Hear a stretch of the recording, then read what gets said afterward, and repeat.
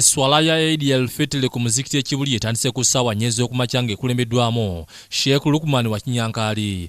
Omuzikiti, oluguudo n'olujja lw'omuzikiti lwonna lubembereddeku abasiraamu nga bagenda okusaala. Mu kubuulira Sheikh wa Kinyankali akubiriza abasiraamu obuteesiza mwezi gwa Ramadhan wabula basigale bakola ebyo Allah by'asinga okwagala ate bewala ebyonoona bye basiibidde.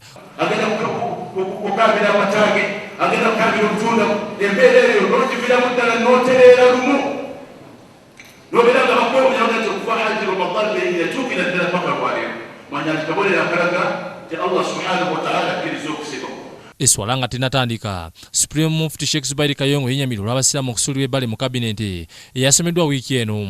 Ne bikyenja ne balonda abantu bonna mu gavumenti mu ggwanga lino okuviira ddala ku bifo ebya waggulu okutuukira ddala ku bisembayo. Bwe ngamba ebisembayo kubanga ne wosingana ka poliisi akasembayo eri era tojja kasanga musiraamu nti yakolesebwako ne ekyo kiki ekigendererwa. Kayongo akubiriza abazadde okusomesa abaana baabwe olwo banaasobola okutuuka ku lyengedde. Naye ekyokutendekebwa n'obuyingira ekyo tuteekwa okukisaako ennyesira oyo omuntu aleme kulowooza nti bange basomye tebalina mirimu. Kyamuwendo nnyo kubanga waliwo abasomi nga tewali mirimu okusinga okubaawo kwatyo nga tewali basomi.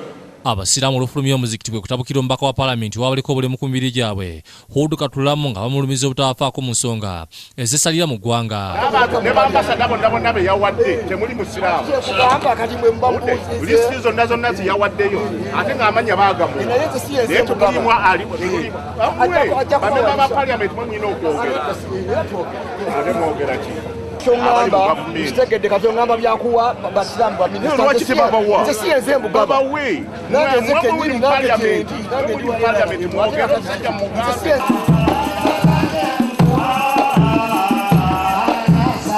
Oluvannyuma lw'okusaala, Omulangira Kasimu Nakibingi yasibuludde abasiraamu maka ge Kibuli. Wano omumyuka wa Ssaabaminisita owokusatu General Moses Sali asibye abasiraamu mu ggwanga okukomya enjawukana mu by'obufuzi kubanga bibaze emabega. Much as we have our differences, we should not forget. We should make this place 0 point so that Islam is protected like it has been protected many years before. Ye Omulangira Kasimu Nakibingi yasibye abasiraamu obutadda mu kwekubagiza olwa gavumenti okubakabira ebifo ebitono wabula beegatte boogeze eddoboozi limu erina abayamba okufuna bye baagala. Tutule wansi tutunuulire obunafu waffe tusobole okufuna amaanyi tuve mu bantu abanafu abalinda okuweebwa tubeere mu abo abalina okugaba. Ekitokka tekijja okutaasa umma. Bwekuba kuteesa tuteeseza emmaanyi si mu bunafu. Naye n'otunuulira abantu myaka nga 6 baateekawo amasomero tufune amaanyi naye ng'olwayo omuntu akyalina okusaba. Nze siri mbagenda kusaba omuntu aba awadde awe ku bibye naye nga lwaki tulinda okusaba. Nakibingira yenyamidde olwa poliisi okulwawo okufulumya alipoota ekwata ku kutemulwa kwa Sheikh Abdulkarim Sentamu yakubibwa amasasi mu Kampala mu mwezi ogwokuna. Naye Abdulkarim Sentamu bwe twali tumusaalira mukulu wa poliisi yatupakasa nti poliisi ejja kukola buli ekisoboka okukwata abase Sentamu.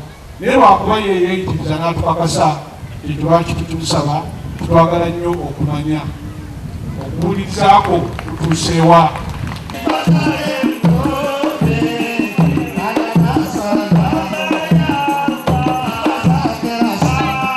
Mu ngeri y'emu Namungi w'Abaisiraamu yiye mu kisaawe Nakivu okusala Eid al-Fitr okusala kukulemeddwamu Sheikh Haruna Jemba nga yeebazizza abasiraamu olw'okumalako ekisibo era n'avumirira abantu emitima egyeko abazze batta abasiraamu.